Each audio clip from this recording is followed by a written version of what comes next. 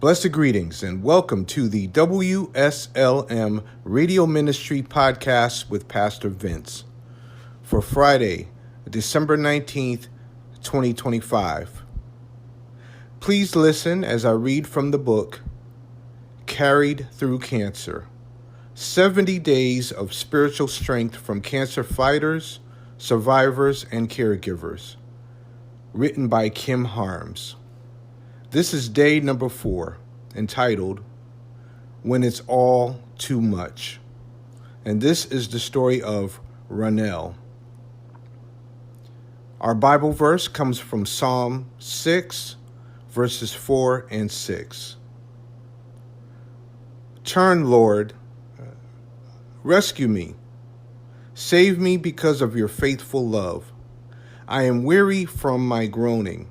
With my tears I dampen my bed and drench my couch every night. Psalm 6, verses 4 and 6. Ronnell was angry at God.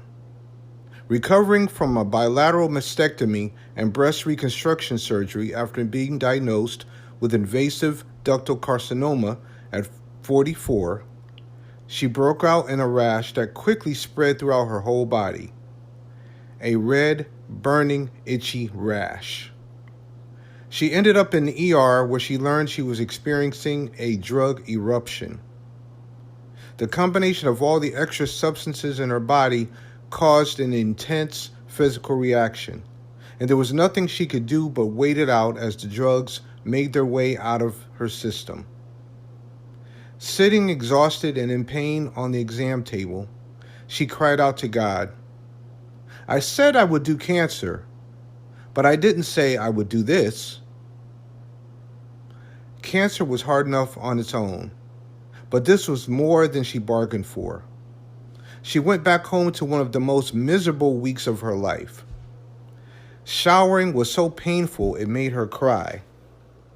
But showers weren't the worst part. The nights were the worst. One night, as our family slept, she lay awake, wide awake. Sad and mad and exhausted but unable to sleep, she managed to maneuver a folding chair into the bathroom. When I was sitting on that chair in the bathroom, I was overcome with fear, and I was mad. I just felt really alone and like I was being spiritually attacked. If Satan couldn't get her with a cancer diagnosis, she thought he was going to try to break her with this. The only thing she knew to do in that moment was to pick up her Bible and read. The Psalms had been a comfort to her since her diagnosis, so that's where she began. She honed in on chapters 4, 5, and 6, reading them over and over and over. Psalm 6:6 struck home. I am weary from my groaning. With my tears I dampen my bed and drench my couch every night. In her case, it was a folding chair in the bathroom, not a couch or a bed, but something lifted in those moments of lamenting with the psalmist. It was a spiritual experience, but it felt like a physical weight was lifted. I learned a lot that night in the bathroom. I was able to finally say, why this, God? And be okay saying it.